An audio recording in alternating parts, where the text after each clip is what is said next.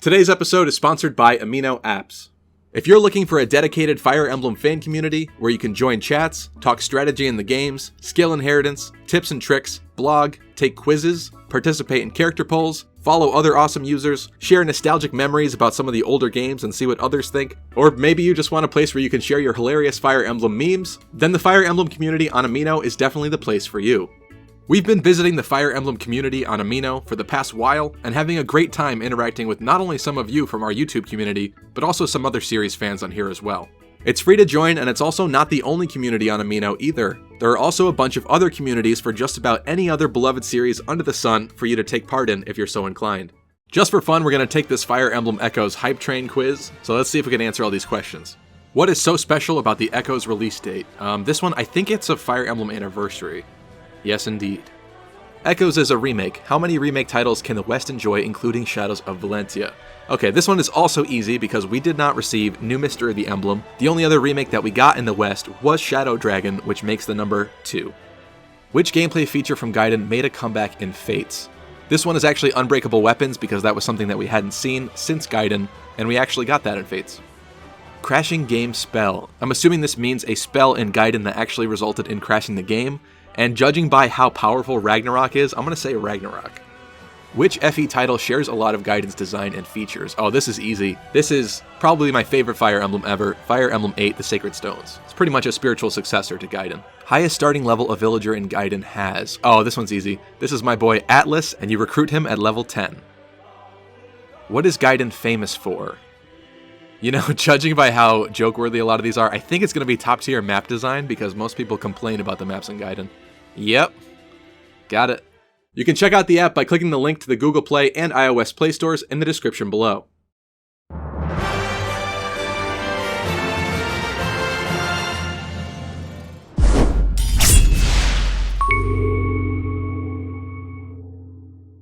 What's up guys, Stevie here with Lucky Crit. Today I wanted to talk about a particular choice that the player must make during their journey through Valentia. This choice involves choosing between two characters to recruit into your army, much like Aaron and Samson in the original Fire Emblem and its remake, Fire Emblem Shadow Dragon. Things have changed a bit since Fire Emblem Gaiden, and there isn't necessarily a clear-cut better unit to pick, but hopefully in this episode, the analysis of these characters will help you to make your decision. This choice between the two characters takes place a little bit later on in the game, and while this video isn't going to spoil any plot details per se, obviously you will be learning about these two characters and what they'll have to offer, so if you don't want to know which characters you'll have to choose between, or who they are, then I recommend you save this video until you get to that part of the game, once the game's out of course. For those of you that don't mind seeing these two characters and discussing their base stats, growth rates, and overall viability, let's get started. In Fire Emblem Gaiden, on Celica's route in Chapter 3, the player was presented with a choice. Either fight the Myrmidon Deen's army and end up recruiting the mage Sonya later, or fight Sonya's army and ultimately recruit Deen later. Back in Gaiden, the choice was a little bit more straightforward. While Deen started off with slightly higher stats, his poor growth rates resulted in a worse long-term choice for the player. Deen's growth rate total amounted to 120%, while Sonya's was 180%, and her growths were much more evenly distributed. To further put it into perspective for you, only Mycen and Noma had worse growth than Deen. The other problem with Deen was that by the time of his recruitment, you'd have likely already leveled up another mercenary character and used them in your army. Any of the other mercenary units would likely outclass Deen in the long run, and it was incredibly likely that you would have upgraded a mercenary unit to at least the Myrmidon class already at that point in time. Sonya, on the other hand, had the potential of being the best mage unit that Celica could get on her journey. It still wasn't completely cut and dry though, as Deen's Myrmidon class was a strong class, and he had some good base stats, so he still had the potential to be decent overall. Dreadfighters are very good units, so having another potential Dreadfighter wasn't in any way a negative. Deen also came with the Brave Sword, and even though in Gaiden they acted more like Killing Edges, it was a better item than the Steel Shield that Sonya came with. The 30% critical rate could turn just about any of your sword users into a killing machine. Meanwhile, Sonya in Gaiden was arguably the best mage unit that could be recruited on Celica's route, and potentially the game as well. She started with very strong stats for a level 5 mage, and her overall growths were the highest of any mage other than Celica.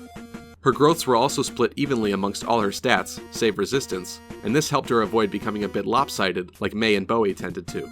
She also had the best speed of any mage in the game, starting with 12. Most of the other mages would have struggled to reach 12 speed, even if they were fully leveled. She was also blessed with one of the best spell sets in the game, with Angel for fighting monsters, Arrow for raw damage, Excalibur with its low weight and 20% crit chance that complemented her already high skill and crit rate, and Thunder with its range of 3. Upon promotion to Priestess, she also had the ability to wield swords, which allowed her to become a formidable, though slightly frail, physical unit on top of her magic. But that's the past. In Fire Emblem Echoes, Shadows of Valentia, things are a bit different now. Deen is now much better, and Sonya has been debuffed a little, further balancing the choice the player has to make between the two. With this new balancing, it's really up to what you want personally for your army. Deen has gone from Gaiden Deen's 120% growth rate total to Shadows of Valentia Deen's 235% total. This makes him a great unit overall, and much better long-term than his Gaiden counterpart was. However, recruiting Deen does still add onto the 3 mercenaries you already get, and the potentially 4 to 5 Dread Fighters already accessible on Celica's route. Like I said though, Dread Fighters aren't bad to have more of, so it all boils down to personal preference. Do you want a lot of mages or a lot of mercenaries? Perhaps you dislike all of the mages or mercenaries up to this point and want a different one. Or maybe you just like how Deen looks more than Sonya. It's up to you, and with the changes in Echoes, now more than ever, there isn't a wrong answer. Compared to the other mercenary units and their growths, Deen has the highest strength growth out of the bunch, save for Atlas as a mercenary. He's also tied second highest for skill and speed, worst luck, and second highest with defense. So overall, he's one of the more balanced mercenaries on Celica's route too. Saber tends to be a bit beefier than the others, with higher HP and defense growths. Kamui is a bit frailer, but with some more strength than Saber. Jessie is the oddball, with the focus on luck at the expense of bulk, but still has more skill and speed than Saber does, and Atlas is all HP and attack. Base stats wise, Kamui comes with more defense, HP, and attack than Saber, but is also 2 levels higher, though his nice base defense and HP help to mitigate his lower growths in those stats in comparison to Saber. Jessie has rather low bases for being recruited at level 6, only 1 point of strength higher than Kamui, who was recruited 3 levels earlier, but a bit higher speed and better HP. Atlas's bases match his growths, beastly attack, and bulky HP. Compared to all of them, Deen's attack and defense right out of the gate are a bit low for being a promoted Myrmidon, but he's got really nice skill and speed. Deen also still comes equipped with his Brave Sword too, this time utilizing the series' now standard attributes for the Brave weapon type. The Brave Sword allows its wielder the ability to perform twice as many attacks as they are normally able to. So even if you opted to bench Deen or just give his Brave Sword to another sword-wielding unit, it's still a great weapon to have in your arsenal. Now let's talk about Sonya. In Shadows of Valentia, Sonya also gets a growth rate boost as well, with her growth total going from 180% to a respectable 244%. But the main reason why she isn't the definitive choice this time around is because she now loses access to the spells Angel and Arrow, and instead has access to the spells Rewarp and Entrap in their place. Rewarp teleports the user next to any ally, and Entrap brings an enemy next to the user. So these give her the ability to teleport around and move around enemies, allowing her much more utility at the cost of some good attack spells. Rewarp and Entrap are good spells, but just aren't really that useful to her for being the magic powerhouse that she used to be. If you tend to have the playstyle of trying to kill everything in one round, then perhaps she's no longer the clear choice for you. Her other offensive spells should still be good enough though.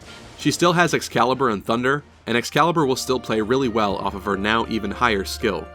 Another unit with Recover is also always a good thing, and Rewarp and Entrap do have their uses, so I would consider the main units you plan on using in your playthrough, and determine if Sonya is the right fit or not. When comparing Sonya to Bowie and May, it's clear that Bowie will likely end up a bit tankier than she will, with his better HP and defense growths, but also much slower than her, and May could potentially end up with a bit more attack, with her nice 60% growth rate, but definitely much less skill, so she probably won't be critting as much as Sonya, and with Excalibur, Sonya still has the edge. May would also be likely to end up a bit less tanky than Sonya, with her frailer HP and defense growths.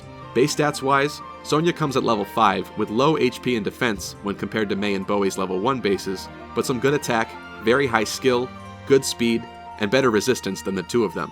May starts off with almost no skill and defense, and her growths won't be helping her much in those departments, but better attack and definitely a decent starting speed for a level 1 mage.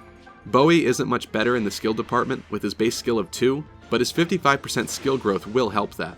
He's also much slower, but a bit beefier with higher HP and defense. May and Bowie aren't bad units by any means, but Sonya definitely stands out, and is a fairly convincing choice for the most balanced mage on Celica's route, aside from Celica herself. And without spoiling anything, I will also add that Sonya has a bit more plot relevance within the overall story of Echoes.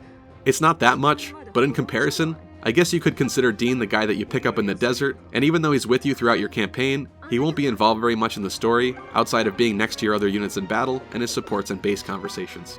The good thing about Echoes, though, is that it provides a lot of good replayability to go through the game again and pick the opposite choice next time. The villager's ability to take on different classes also further complements this, so you could really have some fun experimenting and picking the different characters on subsequent playthroughs. For me personally, my original plan was to pick Deen first, but because of my team composition and how I plan to reclass the villagers, I think I'll be picking Sonya the first time around.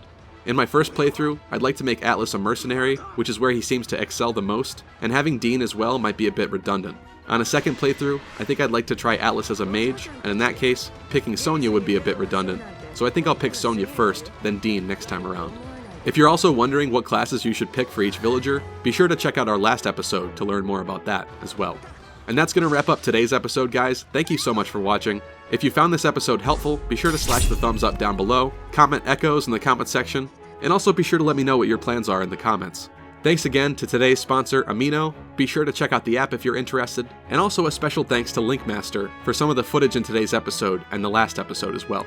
Also be sure to get subscribed if you haven't already to stay up to date on our content, and for some behind the scenes stuff and any news that gets revealed on the fly, make sure you follow us on Twitter at LuckyCritGaming. And I'll see you all next time.